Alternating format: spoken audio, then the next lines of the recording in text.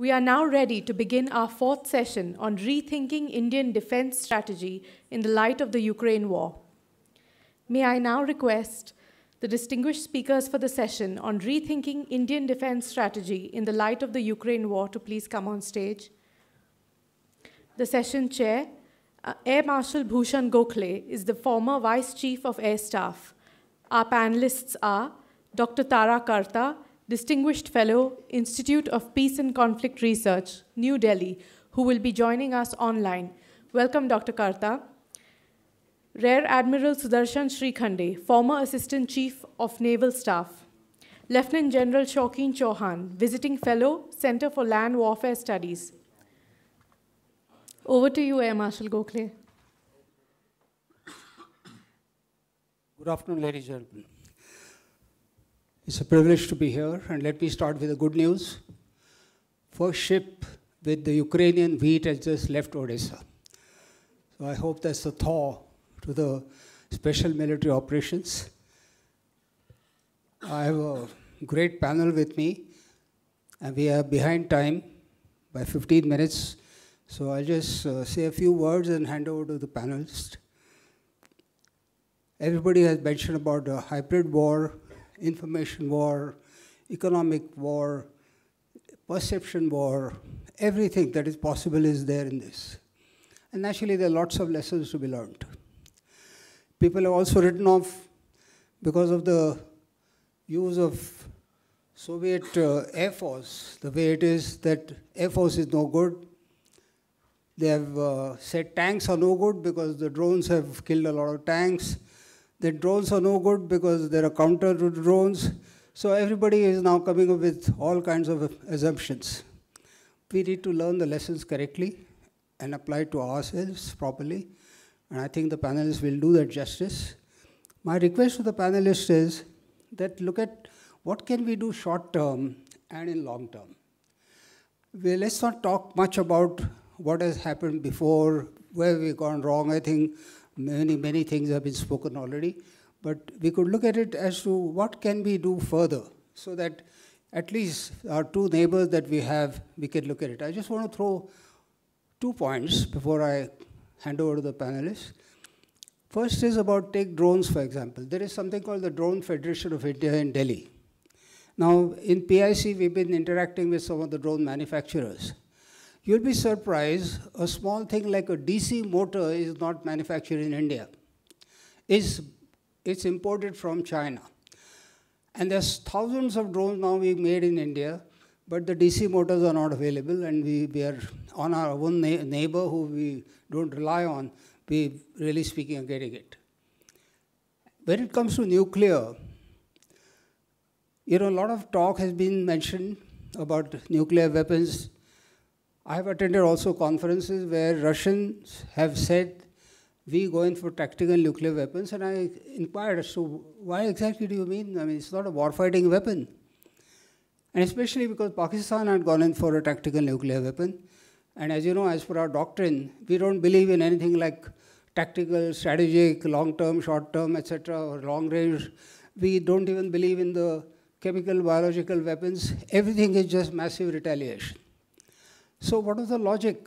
And they said, and the Russians said, that when we use tactical nuclear weapon in Europe, for example, whether it's Poland or whether it's in Germany, there is no way that the Americans are going to start using ICBMs on us. And as such, we are going in for tactical nuclear weapons, and that's the threat that is going on. They have all kinds of artillery weapons, they have small-scale radiation weapons. So there is a possibility that today, almost every country is looking at a nuclear option, including Japan, surprisingly. Japan is not only going for energy, but they're looking at nuclear weapons possibility. So is, of course, Iran is already there, North Korea, Saudi Arabia. I can name many countries who are now looking at nuclear option as a deterrence. It's certainly not for war fighting, but that's the way the logic develops. So there are lots of lessons. So my first panelist is Dr. Tara Karta. I'm sure Mrs. Reddy would know her from NSCS. She's been in the NSCS for 17 years, and also with the National Security Advisory Board. She has worked with many of these committees, like the Kargil Review Committee, Group of Ministers reports. And of course, she's an expert on many strategic issues that India grasps at the moment with.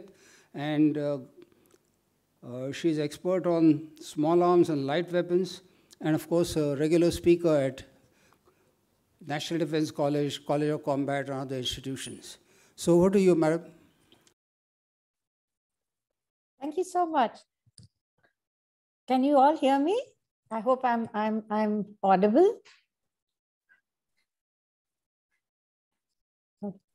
Can you all hear me? Yes. Okay, thank you. First and foremost, thanks so much for the invite, and I'm really grateful to be with such a formidable panel. I mean, this is there are people on that stage who are major military analysts, not like me, and I am so honored to share the same panel with all of y'all. And thank you for the kind introduction. I'm no expert at anything much, but I think what I do, what shall I say? What I do specialize in is in staying the unusual. I mean, in the sense, I try and, sort of reach out and look at things which are outside, which are possible, which can be flagged. I think we have, which I think sometimes lands me in trouble, but that can be helped. So there it goes. But there, so let me start by saying what I'm going to do is, I'm just going to do a series of bullet points, right? So that we have a time for discussion. So I'm not going to do a lot of, talk. And essentially, what does this imply for us? Some of the things that we see is because there is such a, huge amount of writing. There's an overabundance of writing on the subject, till about, say 8 months ago, nobody had heard of Zelensky. Nobody knew where Kherson was. And suddenly everybody is an expert, including me. So let's take out some of the things which people are saying. One is that, to go quickly into the subject, there is this notion that, major trading partners do not go to war with each other. Of course, people have forgotten that World War I broke out among major trading partners, but that's a different story.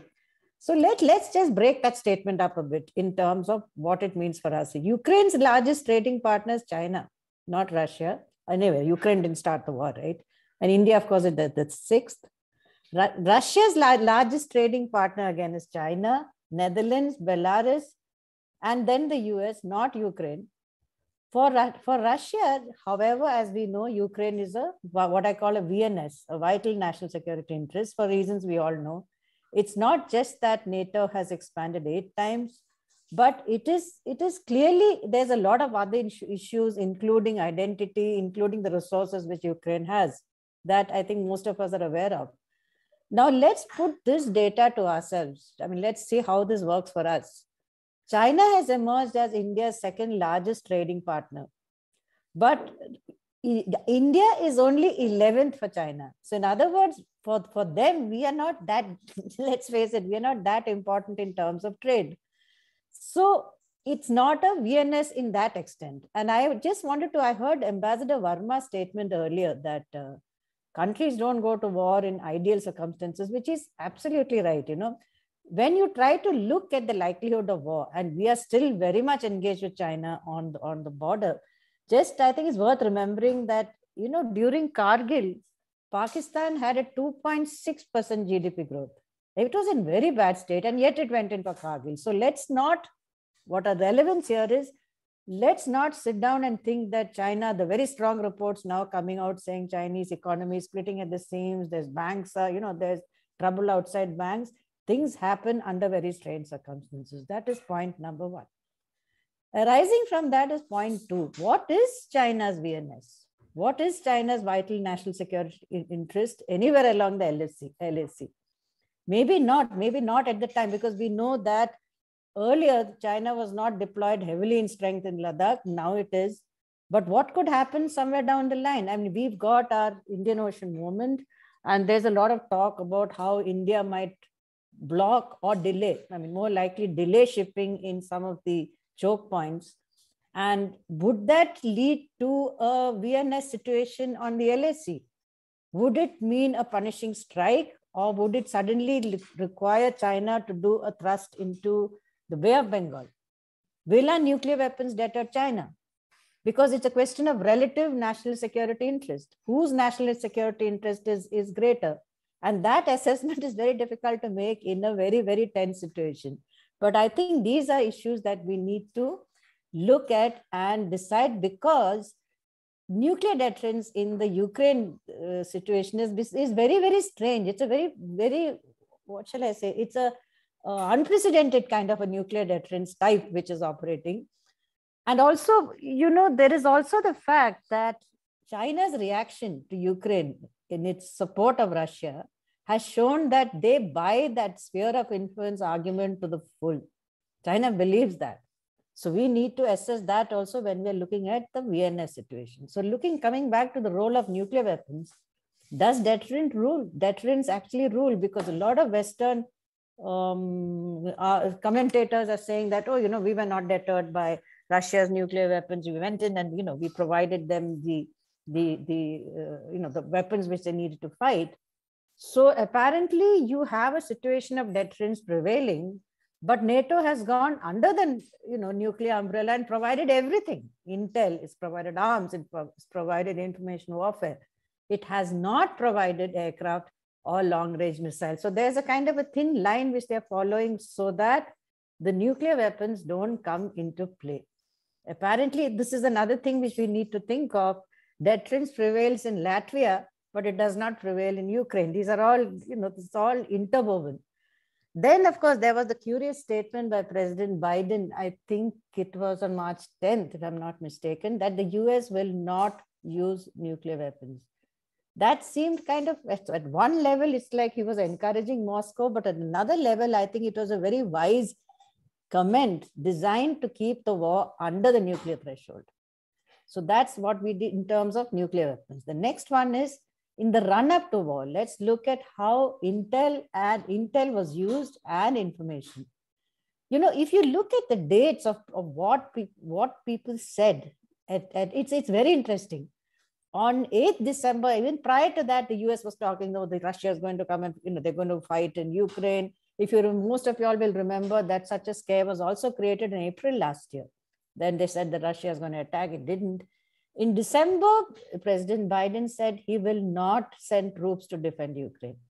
Then before talks with Putin, he seemed to sort of stand by sovereignty and integrity of Ukraine. Then in mid-January, the State Department says that the US will not involve troops if Russia only does incursions into the Donbass. That was a very strange statement, which has subsequently been wiped off the net. I can't find it anymore. On 3rd February, the spokesperson was warning of a Russian false flag operation and walking back on plans of invasion. So it was all a kind of going up and down. But according to the BBC, the troops began to move into Belarus in January, and in January had yet to be positioned into weapons areas. So it's a kind of question. I mean, the spokesperson was, in the US, the good thing that you see is that there is a very, very energetic questioning of these official spokespersons. This is not a kind of a orchestrated kind of Q&A like we have here. They will ask all kinds of questions. They said, how are you sure? How do you know there's going to be an invasion? So those kind of questions, they were walking back on it by February. So then Putin on February 3rd says he's being pushed into an adventure. So it's very questionable which came first, the chicken or egg. And also I think it's as well to remember something very strange, which I thought was strange, was that the Russians moved in and chose to invade at the worst time of the year, which is the end of winter. I mean, surely their own history should have taught them that place becomes a bog. It's like you literally get sucked into the mud and they decide to invade. Anyway, those are different issues. So the question, what I want to say here, and I want to say this very carefully, that the lesson for us is be careful of gifts of intelligence from any source. It might be weighed towards a particular objective. Of course, that includes not just Russia also, it can include anyone. But sometimes, so it is very, very important that you can generate your own satellite imagery, your own interpretation, your own, as much intel as you can, so that you will continuously get intel during a situation. You need to be able to see which is reliable, which is not, which is pushing you towards something which you don't particularly want to do. I think that's a very solid piece of warning that I would sound. Now, in terms of intel collection, for me, what was interesting was how ordinary citizens were turned into intelligence gatherers. I mean, most of you would have seen that the internet remained active. I mean, most countries during war, or even if there's a protest around here, they switch off the internet. But here the internet remained active, and people were taught how to recognize units of the Russian army by the number plates, who was involved, what is the insignia on the vehicle. This is quite, for me, is an amazing feat in intel gathering. It was really, really extremely well done.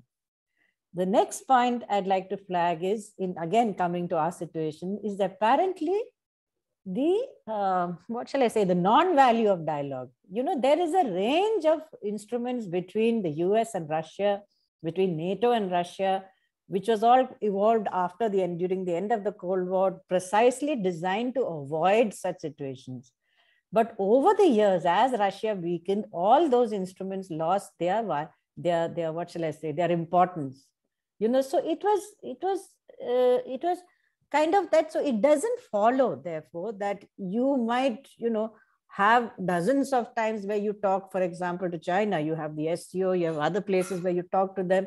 It doesn't necessarily mean that the two countries will have the same thought process, or even be able to understand what the other country is doing, or what it means, or what it wants, or what is its vital national security interest, unless that dialogue is aimed precisely at that, at taking out what it means, what are the situations, what does the other side think of this particular situation in terms of its national importance. You know, so in fact, also in early February, one of these dialogues with the US and Russia, you had Ned Price, who was a spokesperson, who said, you know, it has sounded very familiar to me. He said, no negotiations with Russia till you de-escalate. That sounded very, very familiar. Anyway, the point is, as Russia weakened, those instruments lost relevance. So you tend to bring the importance of a dialogue depending on your own weight in that dialogue. So coming to the war itself, I'm going, like I said, very quickly on bullet points. The war itself didn't follow any of the predictions. You know, all of us, I find a little regretful is that we tend to borrow a lot of terminology from the West. You know, they talk about revolution in military affairs. The next thing, you have 10 articles on RMA. And I think we need to evolve our own language, our own way of looking at things, which we tend to buy with the weapons. You know, that is a different story, but still we need to think of that. So there was no high-tech next generation warfare, despite use of drones.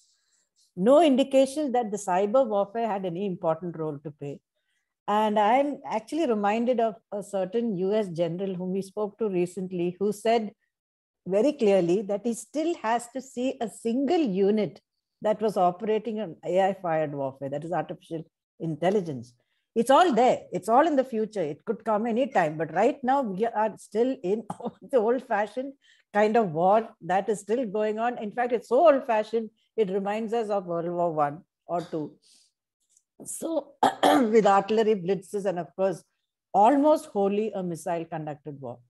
Russian brutality has turned the stomachs of nearly everyone, and it has only itself to blame as Europe tightens up against it. At the same time, to me, sitting in Delhi, what is surprising is, I mean, Moscow seemed to have no ability whatsoever to bring up its own narrative. It's not just that there's an overwhelming Western social media.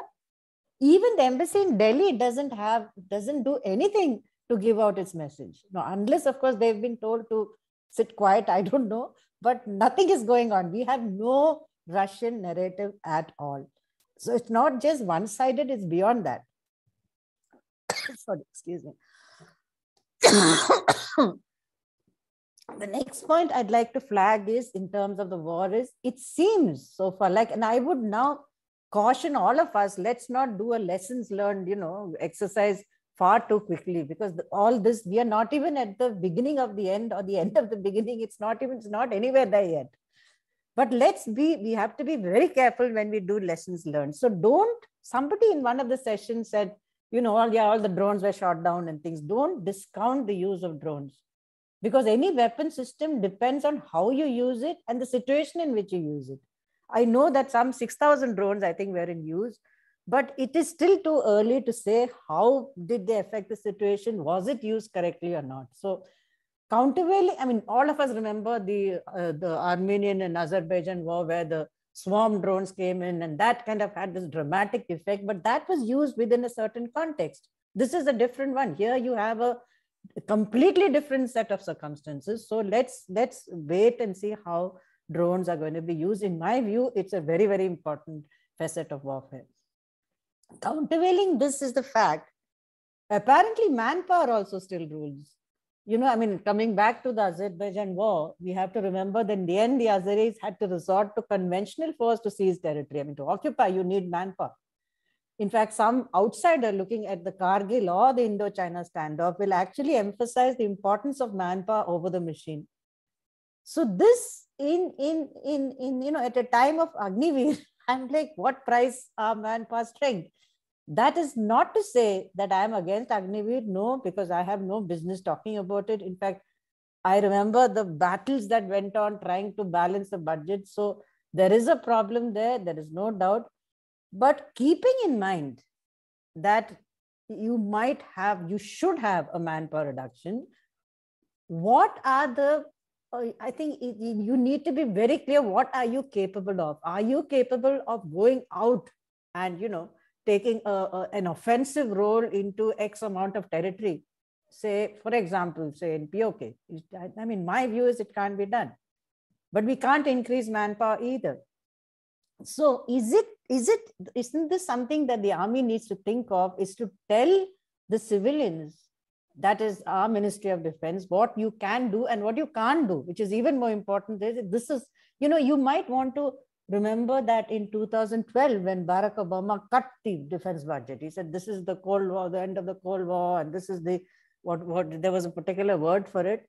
The National Defense Strategy said clearly that this much we can do, this we cannot do. And this is what they told Congress.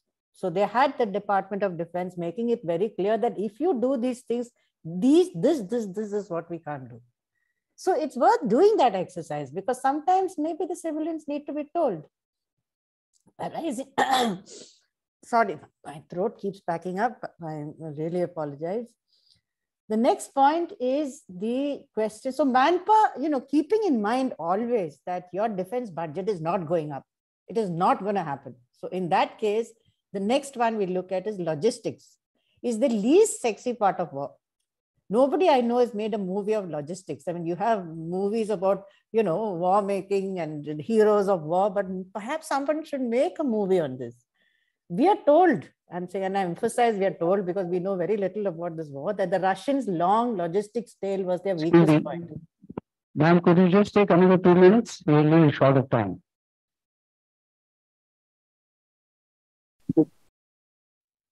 Sorry, outsourcing this or taking up a very, very strong innovation methods. Outsourcing, we've been talking for a long time, it never actually got done. So something like the British model perhaps, and innovation in terms of getting your logistics up into the mountains in various ways, which we can talk about I have specific ideas on this, and we can talk of that during the discussion. And I was talking about somebody okay, I'll just come to the end of my thing, which is defending India, learning from the war. I think one important lesson is that in an alliance, look what the US has got in its alliance. It has managed to get NATO back into shape. It's managed to increase defense budgets. It's managed to get the oil pipelines, by the way, which they tried to stop from the 1960s. This effort to stop the Russian oil from coming into Europe was from the Kennedy administration. They finally more or less managed to go in that direction. The lessons for India, I think alliances are only as allied as the interests of the biggest partner. So that just might explain a rather nimble stance on the Quad, even as we go ahead with our interests in bringing in supply chain resilience into India. But the last line, there is always the black swan event, like the arrival of the Sri Lanka research ship, which has recently docked in Sri Lanka. So as of now, uncertainty rules. Thank you.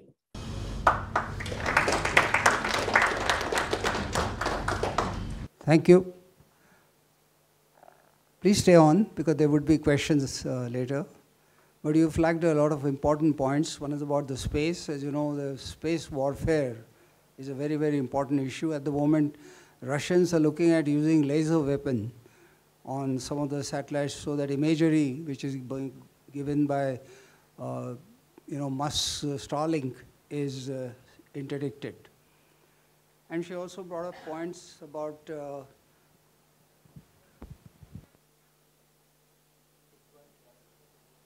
the technology innovation. So I'm very happy that today in the audience we have representative of private defense sector industry also.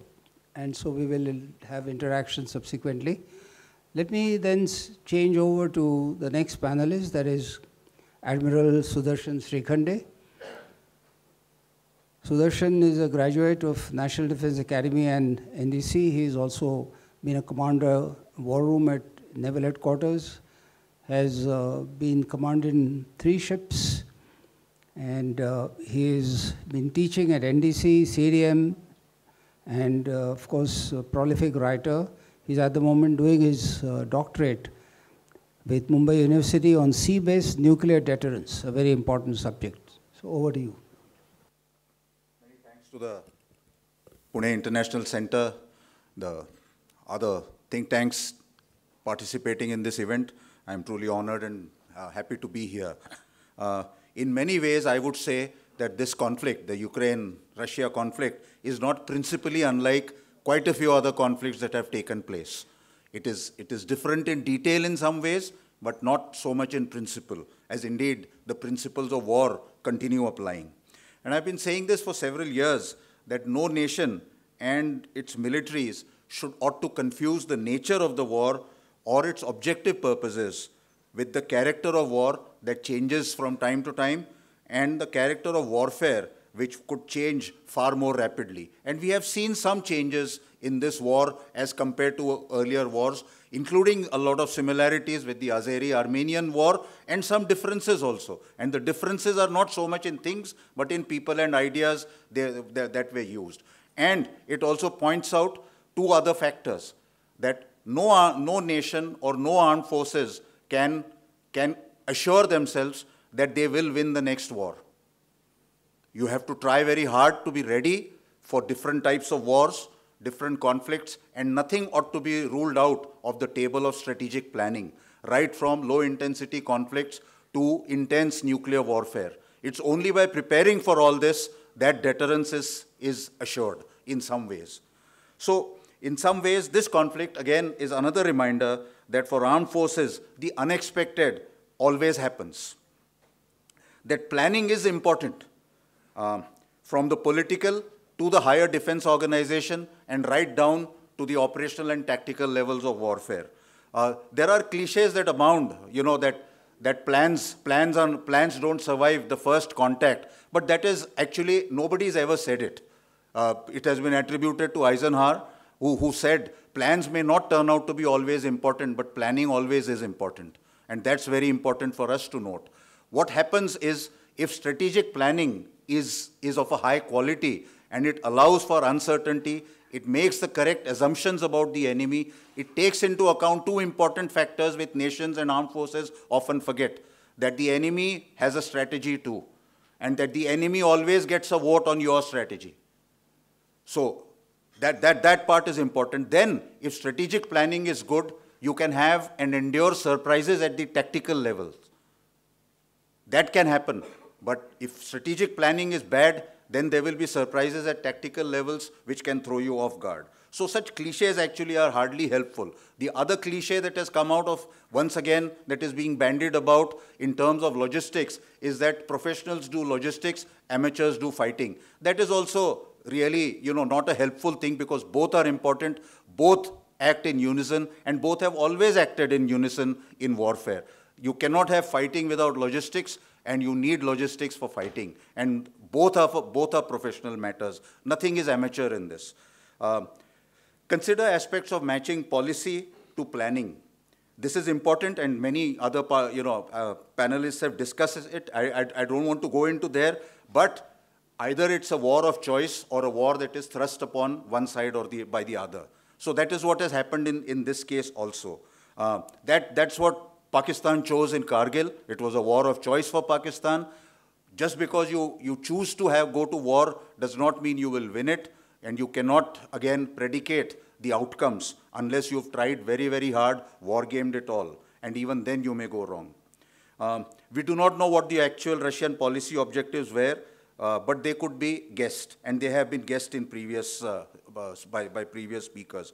Whatever they were, it goes to show that the dime construct, that is the diplomatic, informational, military, and economic, as indeed the panels here itself constitute, just proves that it's a whole of nation activity. It can be done well by a whole of nation, or can be done very badly by a whole of nation also.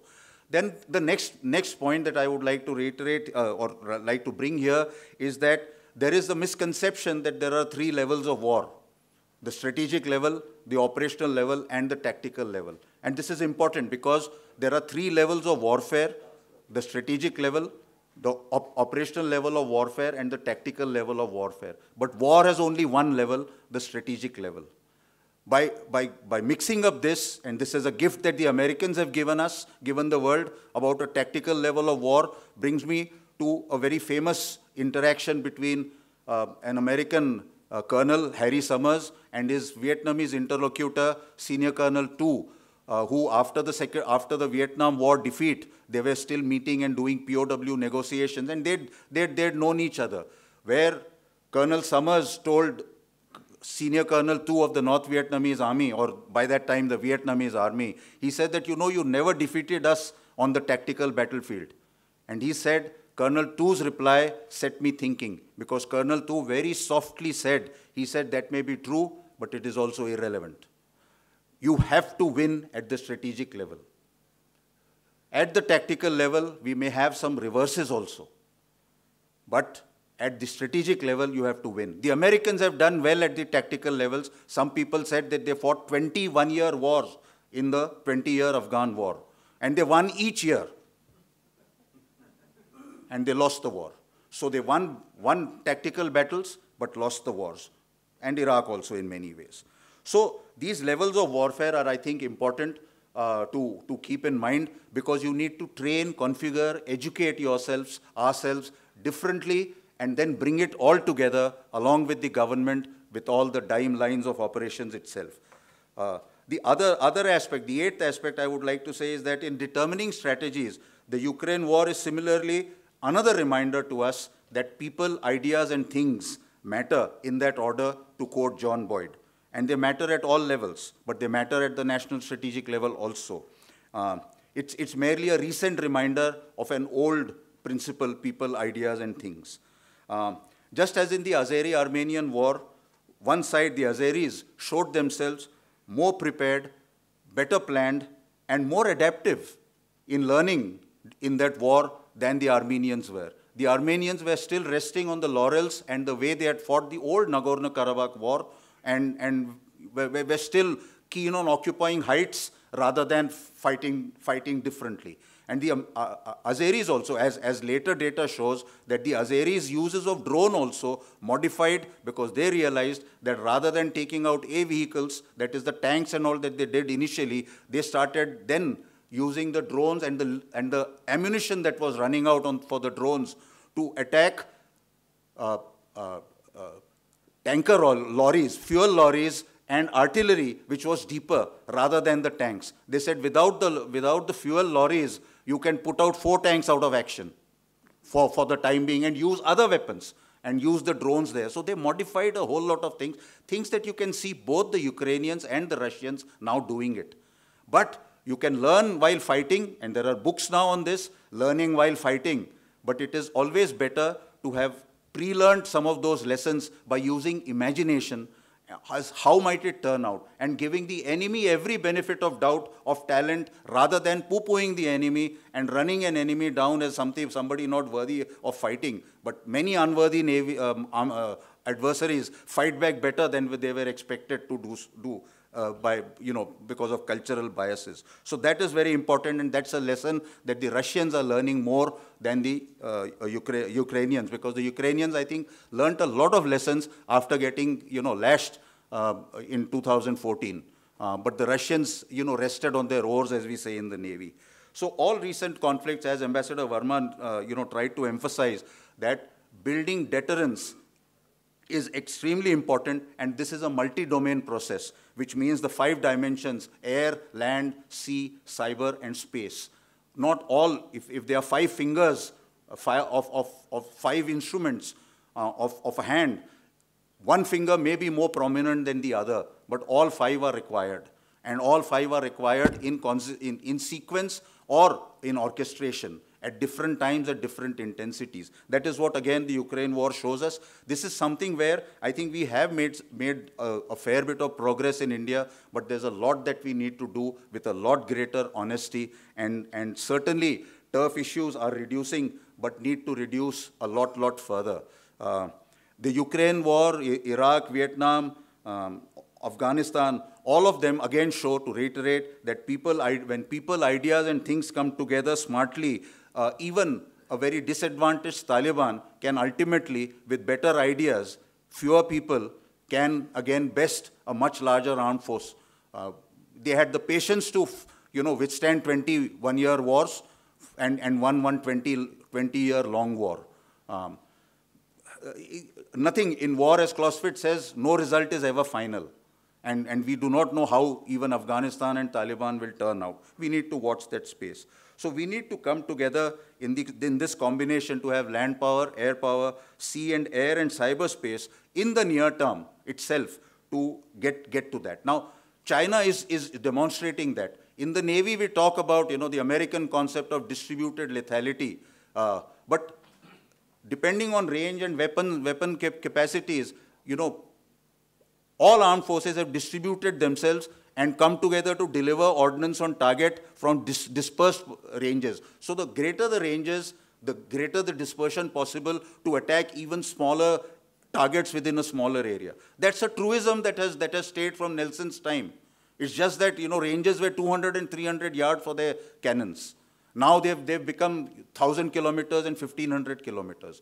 Likewise, the same distributed lethality is being used by China from land in terms of its missile power, air power, space power, in dispersed bases, dispersed locations, dispersed platforms, to be able to impose its influence overseas or over Japan or Taiwan. So all this is happening in consonance, and what I'm trying to do is to illustrate the similarities rather than the dissimilarities. So fighting smartly, as somebody said, is just so important.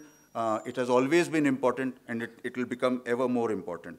So once we come together, we will then have, get together to real jointness. For instance, I'll just give you a naval example, dear to me. I've been suggesting that what we need is the Navy we need, not the Navy we know, the Navy we are used to, and the Navy we love so desperately. We need a Navy that will fight jointly, singly, and across the spectrum of conflict in decades to come. Some of that Navy will be a Navy that was built decades ago, obviously. That is true for all armed forces. And yet, how we use that, and somebody talked about weapon modifications, platform modifications that need to be done. So a lot can be done in the short term, a lot has to be done in the mid-term and long term. But long-term issues of 3 issues that we need to be careful about is to understand and implement. And for that, I think the DMA, HQIDS, the CDS, etc. have been charged with this, is to look into force planning, which is the long-term issue. Force structuring, which comes out of that, in terms of how do we distribute those forces, what maintenance procedures will be used, what training methods will be used, how to distribute them, how to organize them at the operational and tactical levels. And finally, force acquisition, which is what actually consumes most of us, is finally a rules-based, process-driven agenda. But today, force acquisition is the most important, things, and we confuse force acquisition with having done force planning. That's not true. So those are some of the things. Again, the previous panel talked about technology being important, and indeed it is very, very important. But I would like to also say here that technology is not strategy. You still need strategies. You need a strategy for technology implementation, technology development, no doubt about that. But technology per se is not strategy. It helps strategy, it helps organizations, it helps right at the tactical level also. But it doesn't replace other important aspects that people have brought out. I would like to re-emphasize. It is military leadership, military morale, military effectiveness, the ability to adapt, to learn, and to be able to speak truths to power. All these are very important in armed forces of any country. We see some of that in Ukraine. You see the age difference between, Ukraine's military in 2014 was a pretty aging military leadership. After 2014, they have had a younger, leadership. The Russian, leadership again has become almost as old as it was during the Soviet period. The Ukrainian Chief of Defense Staff is 49 years old. More adaptive, more able to take risks perhaps, and more willing to have understood some of the technology. Senior officers need not understand all the technology. They should have the advisors who can tell them how to use that. Again, a matter of blending people, ideas, and things. The final 2 or 3 points I'd like to make here is that therefore we need to pay a lot more attention to carefully looking at what we call professional military education at all stages, but especially at the staff college stages and at the command courses and the College of Defense Management and the NDC itself. We need to do a lot of retooling there. We have ended up in somewhat zones of comfort in that. We are not alone. Most PME institutions the world over are in their zones of comfort, and I think we need to disturb ourselves a lot more. Nobody outside is going to disturb us. We need to be able to, get off our seat of our pants and make them available for a boot to be applied once in a while by ourselves to it. That is very, very important. One of the aspects that strikes me from the Ukrainian war is that I said that the Americans did well at the tactical level, but failed at the strategic level. To some extent, did okay at the operational level of warfare. What is very interesting is in that the initial 2 or 3 months, there have been few examples where, like the Russians, who did badly at all 3 levels of warfare. I mean, that kind of coincidence is rare, and which means that they had leadership, training, upbringing failures probably across the board, which they are now rectifying. But the price that they are paying to get their political objectives rather late in this war is going to be that much more of a military price to pay in blood and in money, and perhaps still not achieve their objectives. So we might have a long war. But in PME, a subject that needs a lot more attention is the study of operational art and how it applies at the strategic levels of warfare, operational levels of warfare, and the tactical levels of warfare to a very great extent. Operational art is not being studied with the kind of depth that is required. Very often, it is at just a few lectures with every peril that PowerPoint brings to such lectures. So Ukraine has, I think, after 2014, learned and relearned lessons and shown perhaps better than some other armed forces what an adaptive armed forces ought to be like. Are they perfect? I don't know. They are probably not. They've had reverses. They are now, experiencing a little more reverses. But who knows how it will end? But what this war shows us is that no armed forces can really take their future victories for granted. We've got to really, to use the old aphorism that we've grown up with, the more we sweat in peace, the less we will bleed in war. And I think we need to get more serious about it, and it's not something enough to put on cantonment or, naval bases or air bases as walls and, somewhere in prominent places as slogans. that are read sometimes but not digested. So we need to internalize a lot of these lessons and be very tough with ourselves in retooling ourselves, reimagining, and in focusing on how to think more deeply about people, ideas, and things in that order. Thank you.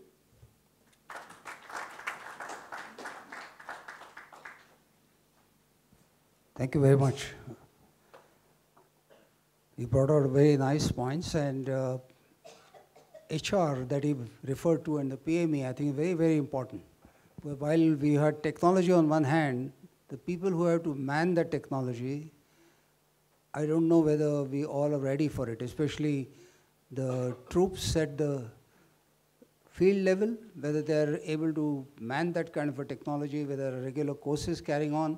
I'm sure General Shokin will speak about it maybe.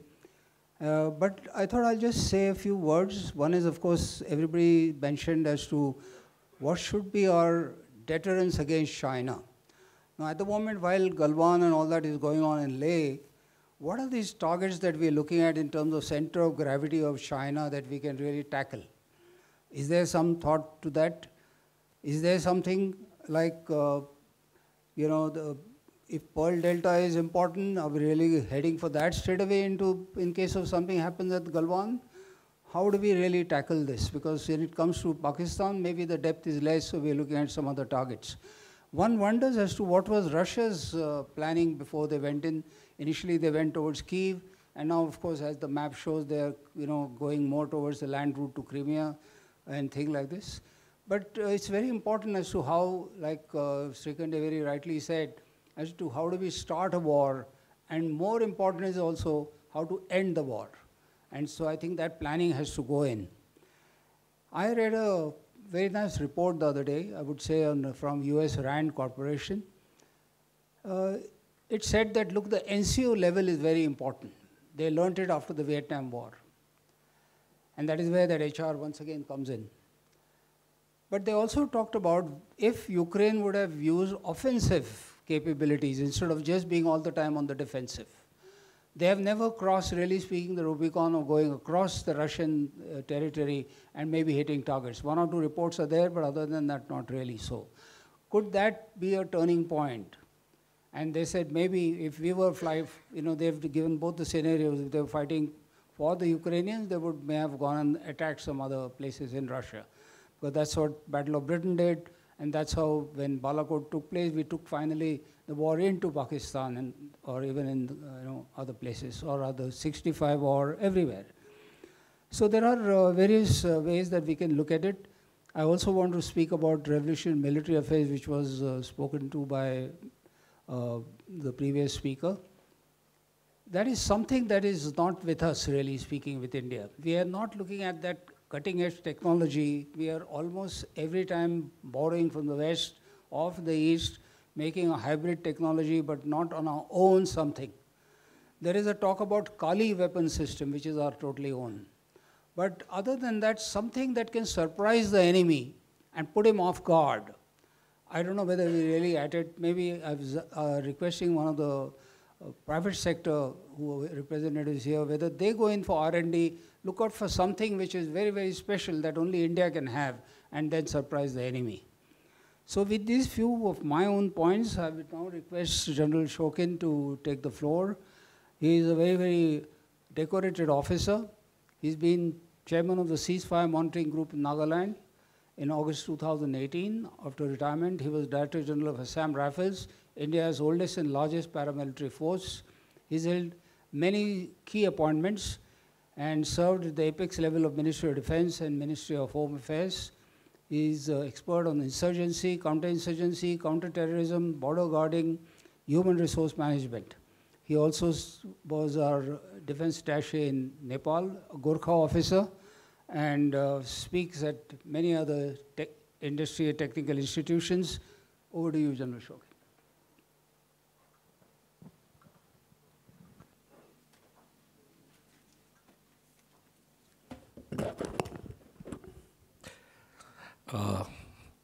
Firstly, thank you, PIC, for inviting me to address the audience. on a very difficult topic, so much talked about, so much written about, but not really analyzed because the war hasn't ended. And we only are looking at one part, the Western narrative, to decide whether there are strategic lessons or there are no strategic lessons at all.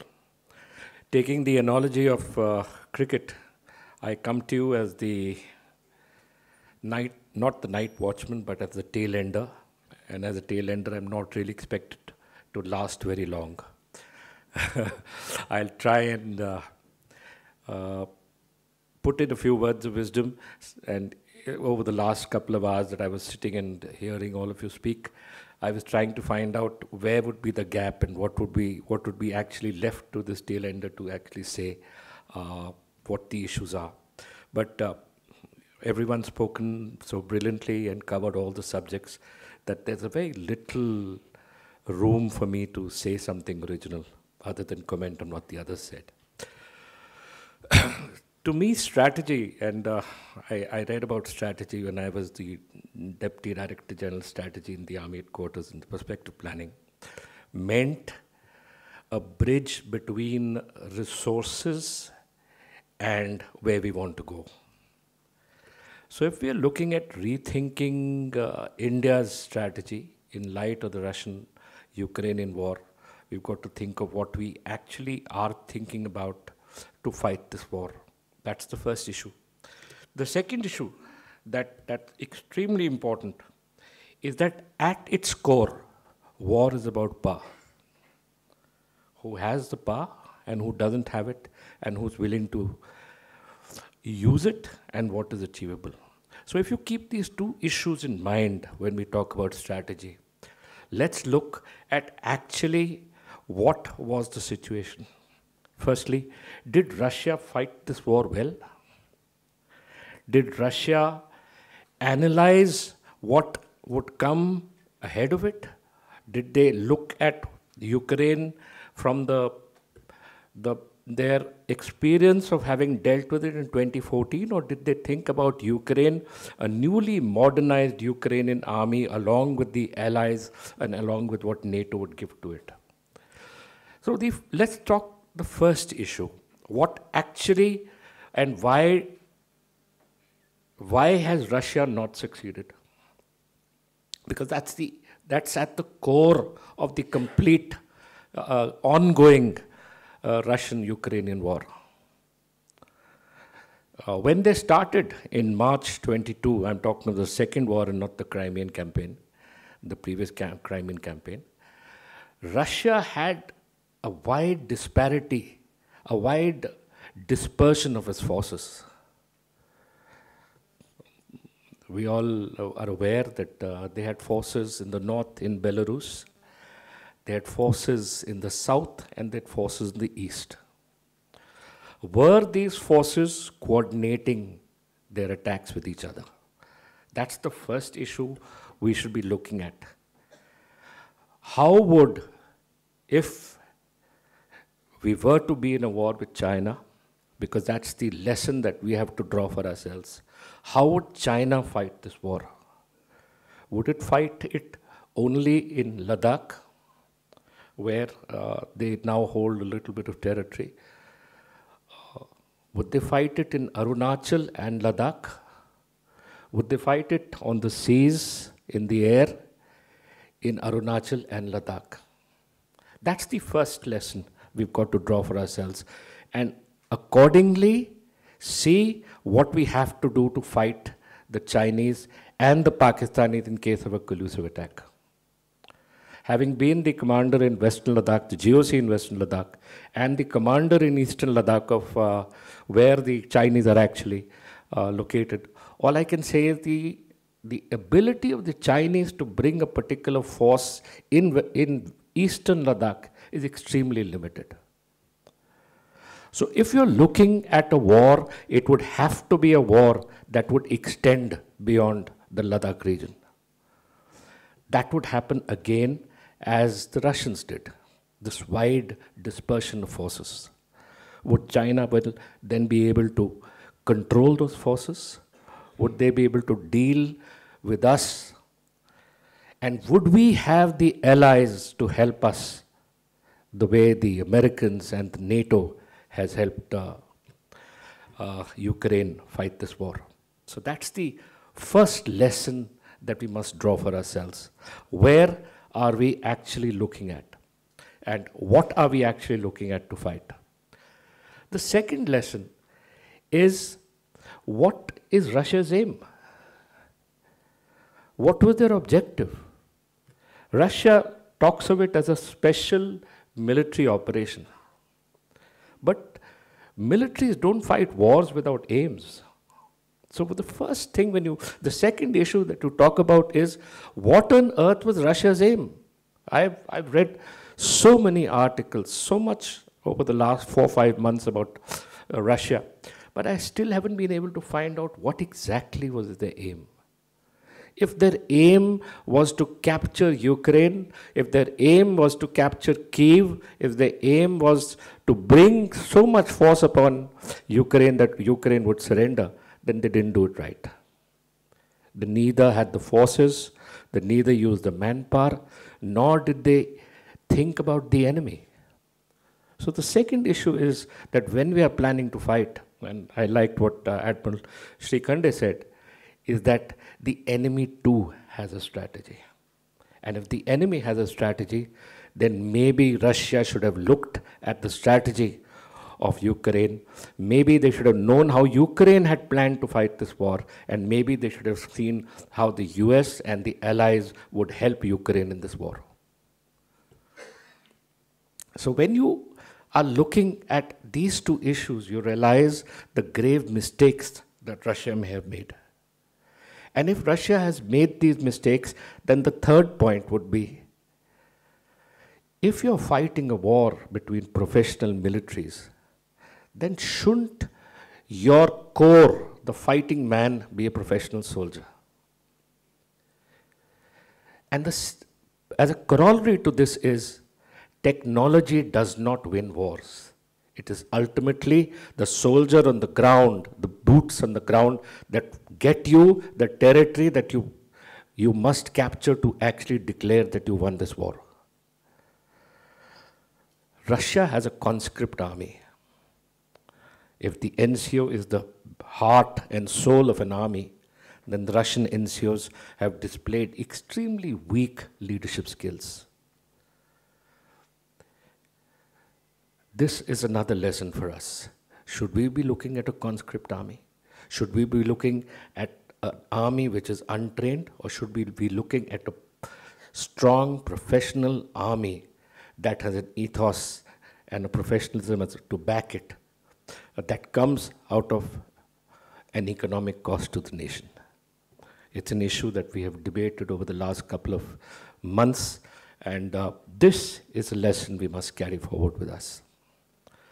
The fourth lesson is the issue about alliances. Do alliances help? Are they a problem? Did Ukraine miscalculate the kind of help an alliance would give it?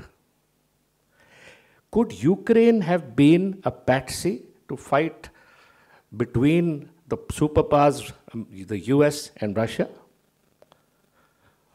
If they have agreed to be a patsy, they paid a terrible cost.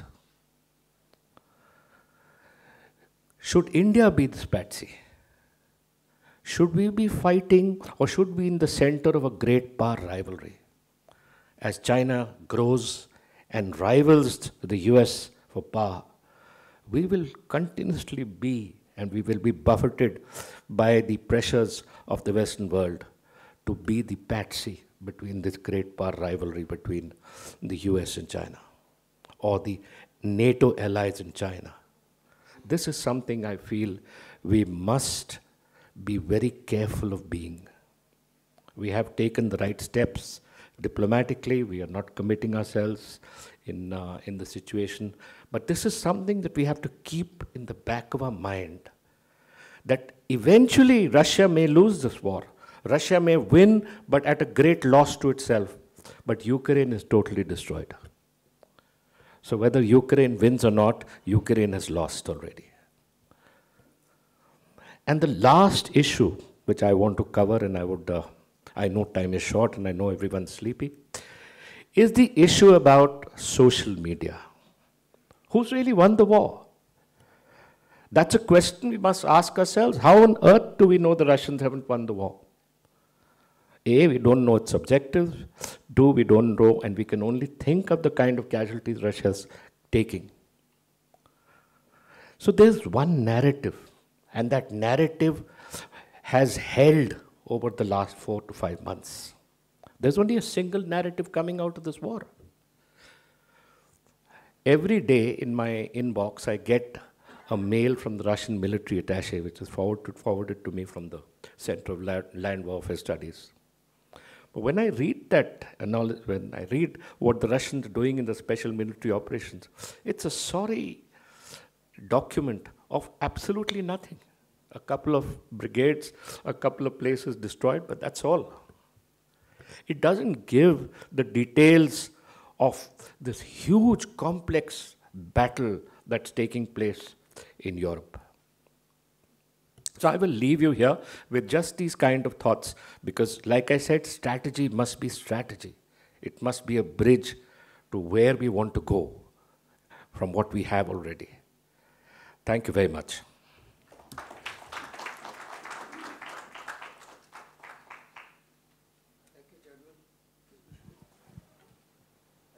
Very valid point you brought in at the end is about the perception management, the narrative not being created by Russians.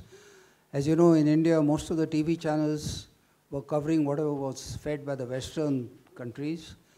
And very rarely that we saw something that, for example, there was a special forces officer working for, I think, India Today channel, who finally gave up giving all the narratives. And he said, look, I'm standing in front of a building which is claimed to have been destroyed. So there is, and he left that particular job. But that's how the narrative is built up, and Russians have certainly been weak at it. RT, Russian TV, was banned in India for what reason, I don't know, but now it has started. But like you said rightly, it is not giving the kind of entire picture from their side. But it's been a very fascinating discussion so far. So since we are short of time, I would open the particular session to question answers, and we would have about 5 questions before we hand over to you. Gautam? Sir, I have a point. Actually, I want to bring out 2 points, and wish to have your comments too. As said, Ukraine may lose the war. But I would like to appreciate 2 of their excellent qualities which they have displayed.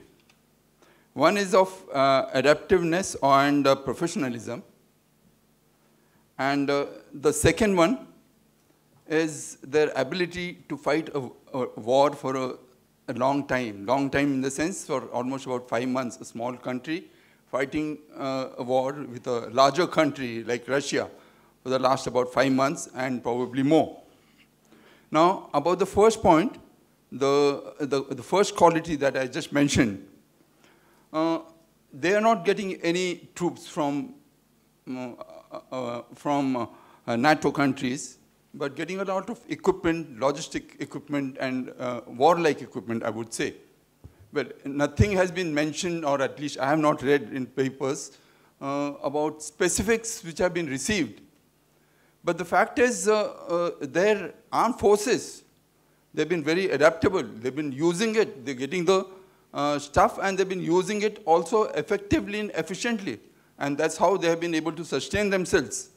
I think this is required to be taken note of, and I would like to have your comments also on this. The second point is fighting the war. The second point is fighting the war for a period of, say, 5 months for a small country. Now, in our context, when we have when we have to face 2 adversaries, will we be able to fight a war for a long time like this? And how should we really prepare for it in due course of time? We all know what our capabilities are with respect to ammunition, equipment, and various other administrative requirements. And also keeping in mind the long borders that we have, and we really do not know where exactly the war is going to be short and where it's going to be long. Thank you.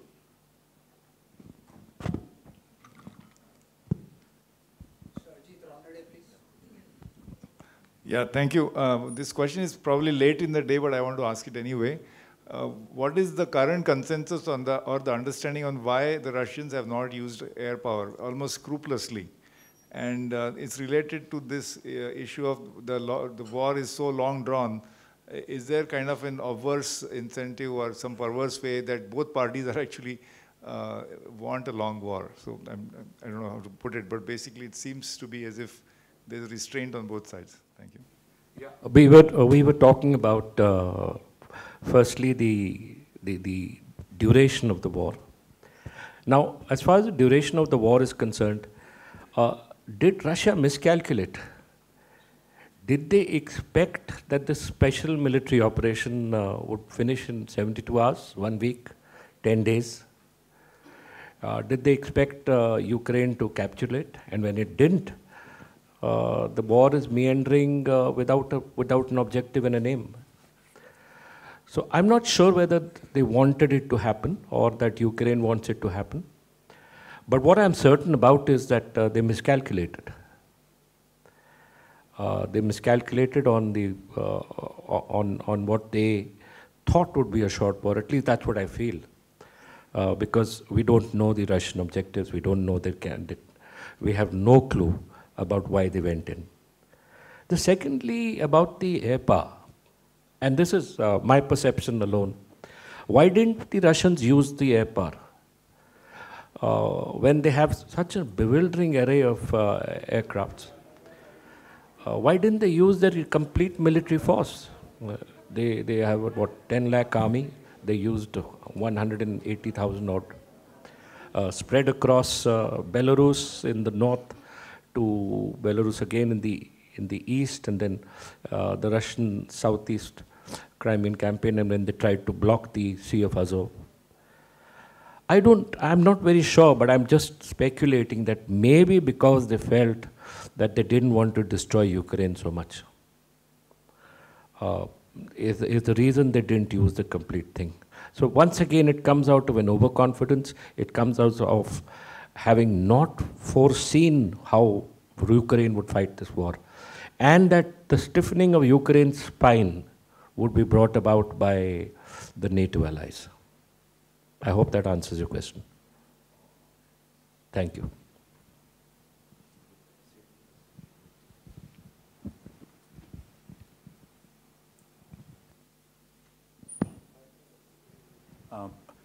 For what General Pawar was asking about the aspect of durations, I would like to say that there has often been an element of, to use Alan Greenspan's phrase, irrational exuberance by an odd side, that they take it, they have won the war, they have not yet begun to fight.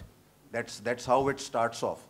And this kind of irrational exuberance makes you, create a mismatch between what General Chauhan was saying, between the resources required and the objectives. The other aspect is that as it now transpires, information indicates that the Russians had thought within 48 hours or 72 hours they would attain whatever objectives they had set for themselves. It was quite obvious that whatever those objectives were, based on guesswork by others, they did not achieve. Wars ought never be of duration also, and therefore I think we also might make a mistake if we define for ourselves that we have to fight intense for X number of days and less intense for Y number of days, and therefore match accordingly. So I think what it also indicates to us in the medium term now, because the short term possibly it is not attainable, but efforts are going on, is to build our ordnance manufacturing capacities. And that is an area where a lot needs to be done. We are looking at delivery platforms. We need to simultaneously look at what will these platforms deliver in terms of ordnance. So a lot of work needs to be done onto that. In terms of air power, I possibly, think that what General Chauhan was saying is right, but there were also issues initially of possibly apprehensions about GPS jamming and navigational jamming that was taking place, which would have impacted on the accuracy of weapon delivery by air power, which would have created collateral damage at a time when probably the Russians didn't want that kind of collateral damage. But of late, they are using air power with greater intensity. I do not know whether they are using it with greater effectiveness though, and whether with adequate intensity. But they are also trying to keep at the tactical level, they say war is about breaking things and killing people. And they are trying to calibrate themselves in not breaking too many things and certainly not killing too many people because of collateral issues. We have to also remember that the demographics of much of Ukraine still has, even Western Ukraine has a lot of Russian ethnicity. And that creates a problem for them. Many of those people of Russian ethnicity do not entertain too much sympathy or empathy for Russia itself.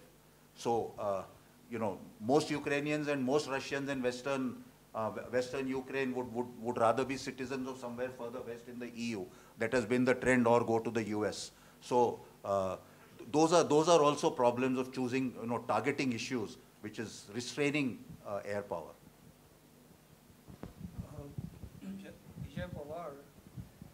General Pawar, I'd just like to add there are a lot of mercenaries, incidentally, who are fighting along with Ukrainians.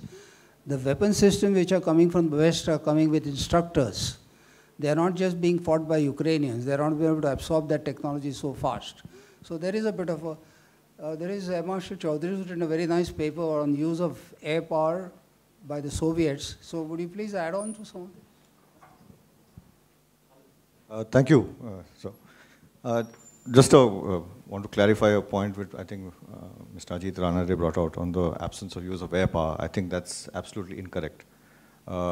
Russia has used air power fairly extensively, but the challenge is the interpretation of the use of air power which we have got, where the Russians have used it, is a Western interpretation. And from the Western perspective, the way the Western air forces use their air power is vastly different from the Russians. Now there's a challenge here. So the challenge is that the Russian military has historically, a Russian Air Force, which today is called the VKS, the Russian Aerospace Forces, is a spin-off of the old Air Force and PVO Strany, which was the Air Defense Forces, which was separated earlier. That's no longer true. That's been all brought under VKS. But unfortunately, they're structurally, they're doctrinally, the Russian approach to use of air power still remains surface-centric, to support the surface battle. And that is how it has historically been. Despite the changes of having seen the Gulf War, they restructured their organizations, especially the VKS. And in 2010, they brought in the military districts which the Russians had was reorganized into OSKs, the Operational Strategic Commands, wherein the air power, except the strategic air power, all other air power assets were subordinated to the operational commands, the surface commands. How that has played out is very clear. I wouldn't like to get into that, but there are huge lessons for this. More analysis and study will probably reveal of whether our concepts of theater command need to bear all this in mind very clearly.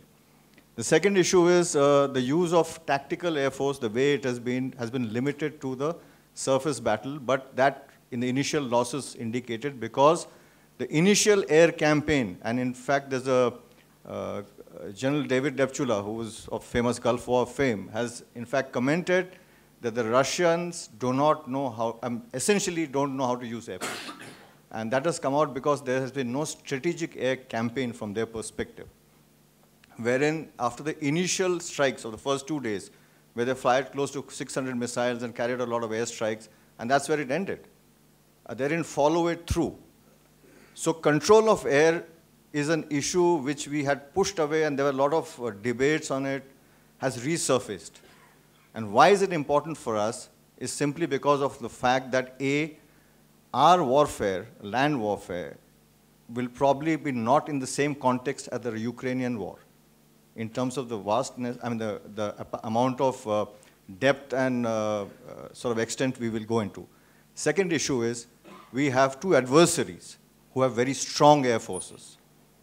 So the context is entirely different. So my only concern and the comment I would like to leave everyone with is of late, I mean, I know air power gets very little airtime and very little understanding of it. But my only concern is that future was, if we choose to ignore air power and don't bring it onto the table from the word go, we have a price to pay. A quick example, an anecdotal example. General Zhu Kiliang, who was one of the PLAF chiefs who rose to become a member of the commission, the CMC.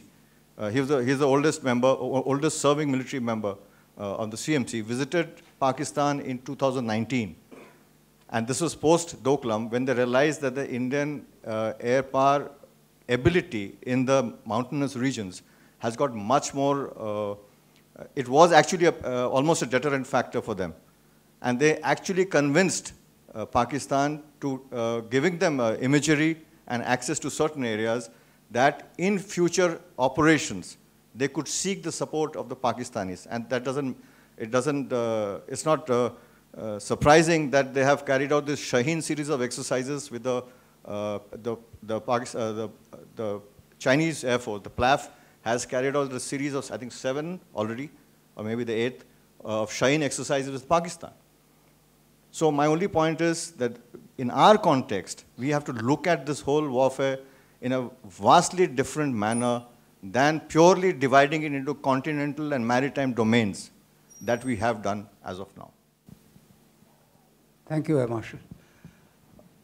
Dr. Karta, would you like to add something?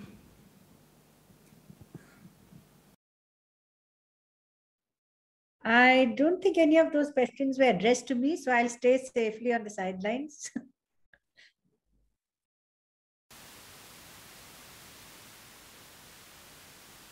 Thank you. So I think we've overshooting our time, so I'll give a minute or two to each of the panelists. I'll start with Dr. Karta to just sum it up your thoughts after listening to the discussion, and then to Admiral Srikhande and to General Chauhan.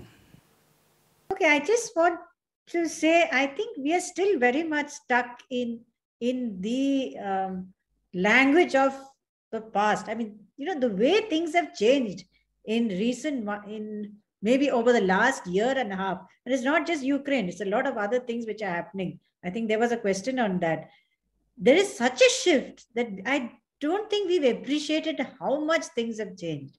And one aspect, by the way, which has not come into the discussion at all, which it should have in terms of our response, is climate change in military terms. I'm not talking of your climate change as to how hot it is in Delhi, which it is, but it's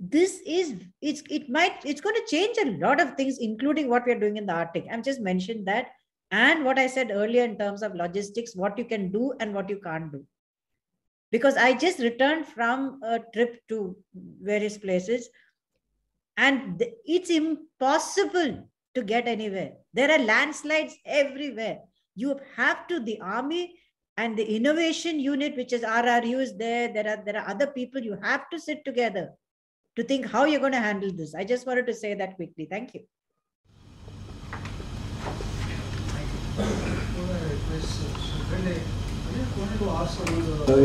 Private industry dealing in defense. You have Kalra there, you have Godrej member also. About the R&D, especially because all this while it has been a domain of DRDO. Now that the private sector has come in, how much of R&D really look into? Into L&T also. Something state of the art, something that, as I was mentioning, RMA. I am Devendra Bhatnagar, sir, from Mahindra. Now the R&D aspects that you have asked a question, I think it is not a very simple question to answer in a short time frame. For an industry to look at R&D, it has to look at how it will be successful at the end of the R&D. It's not pure technology fun. Some cases it may be, but very often it's not. So to plan for it, you have to understand at the end of it what will happen. While I must say that the changes that are coming in, being instituted by the government, are very welcome, and they are tremendous in favor of the industry. And the industry is coming up. But is it the right stage where the industry can put in the relevant amount of money that's required? Is it going to be a Scorpion N launch on 28th of June, and in 30 minutes there would be 100,000 bookings, which will come to amount of, I think it's 18,000 crores. Now, I'm just giving an example. I'm not saying that the defense R&D would be in a similar space, but I'm only trying to say the considerations that come in. The policies that have been implemented, I said they are welcome, and they are going in the right direction. But is the pace good enough? How fast are they changing? How much time they are taking? We know about the strategic partnership model. These are some very serious challenges that exist. Therefore, I am saying it's not an easy answer to say that the industry doesn't want to do an R&D. It certainly would love to. Why not? It's putting in huge amount of money in other fields. But the clarity of what the time holds for us is far more difficult to guess than otherwise. I guess I've said something that would help the people to think in the right direction. Thank you. I think Mr. Kotal wants to add. I just wanted to add that the situation is much better than what it was a few years ago. If you see the kind of reforms which came in for defense procurement procedures and how much orders which are worthwhile counting to which went to the private sector, so its maths can be done very quickly. But the industry has definitely come to a stage wherein the industry has become systems integrators. The knowledge has come in there. The industry has established its credibility. Industry has also established its credibility wherein, the DRDO organizations also are quite credibly say, okay, please validate these designs and then produce it. So we have come to that stage, certainly, definitely. Now, also compare this with what happened in space, what happens in the atomic power. There is willingness, there is capability, and little bit of coordination and synchronization is needed between the government sector and the private sector. There was a point which was being said, we are working on something which is classified, and we don't want to share even the QRs. We don't have a mechanism wherein we can, work in a coordinated manner. Those kinds of aspects need to be looked into. These are some preliminary comments. Kotwal, sir. Yeah, just a few things to add to that. Basically, talk about L&T. The main work we've done is in the area of marine. And there are some areas which I wouldn't call it research in that sense, in the classical sense, especially when people like Dr. Mashelkar are around. But we have done applied research in that sense. So, for example, I don't know how many of you know that the fast petrol boats order which we got was against international competition. And it was what we offered was a completely indigenous design made by L&T. L&T had invested in about 500 engineers much ahead of actually getting orders at various centers. We set up marine design centers in Mumbai and in Chennai, far ahead of what orders we got. So it was like I would say again, applied. It is not something which we did basic research at all. I must confess. Now, coming to the other point, why we did not delve into the other side, the basic. Here, we have to deal with the customer. There is only a single customer, okay? We have to know the requirements of the customer. I must say, between the three services, the Navy has been more in the forefront in giving us some kind of 15-year perspective plan. They used to. Nothing of that kind ever came from either the Army or the Air Force. So, therefore, our concentration was more in the Navy. Now, take the case of Dhanush, the first vertical missile fired. Now, that capability was not there in the country. So, it was developed as a collaborative effort between DRDO, the Navy, and L&T. So none of us can claim that, yes, we have done it. No. But in consonance with these people, we developed something which there was no system in the world at that time. So there are cases which are success stories. There are, of course, things which did not go so well. So that's what I would like to say. Thank you. Over to you. Sir, I'm Mr. Deshmukh. I would like to mention that a lot of defense research has been carried out by MSMEs, and they are getting contracts from big industries. I personally have an industry, and I worked on Agni missile and developed a lot of systems for Agni. Now that IDEX has come in, and they are giving contracts to small-scale industries worth 5 crores, 10 crores, and a lot of technology is being developed by MSMEs. I would just like to add a couple of sentences here, and that is that we cannot foresee the future. Nobody can. What we can do is understand the past, look at the present analytically, and try and imagine what are the situations, the circumstances that are likely to come to us in future in terms of national strategic challenges, the military strategic answers to those, the military strategies, and the operational level hardware, planning and tactical level hardware that will need to be indigenously developed for that. And I think we need to put a lot more heart and soul, people and ideas into that to get the things that we require. Otherwise, we will remain, the most valued customer in the world and not a self-reliant one. I mean, let's look at it this way.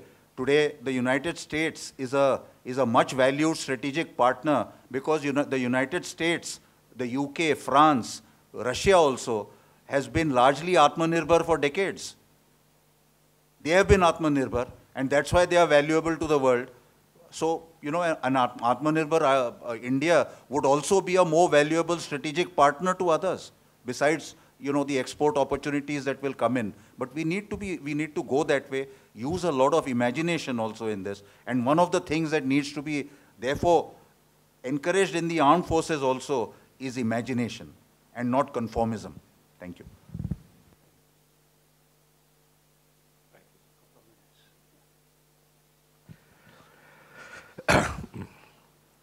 For India, actually, the writing is on the wall.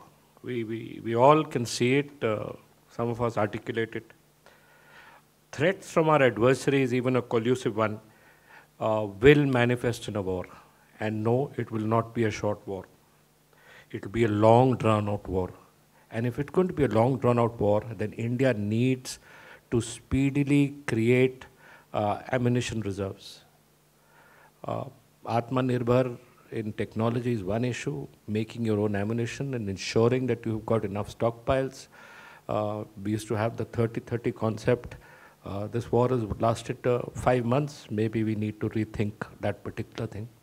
So while all things are equal and all things, situations can change, but we must not start thinking that any war would end quickly. And if it doesn't end quickly, then we must improve our abilities to stockpile, improve our ammunition storage, improve and change our perception of how our logistics would last out. And eventually, as this war has proved, and this would be the timeless lesson, that logistics would finally allow us to withstand the fury of a collusive threat. Thank you. Thank you, General. So with this, we come to close of this particular session. I want to thank Dr. Tara Karza, Admiral Srikhande, General Shokin, and of course, all of you for a patient hearing. Thank you. Jai Hind.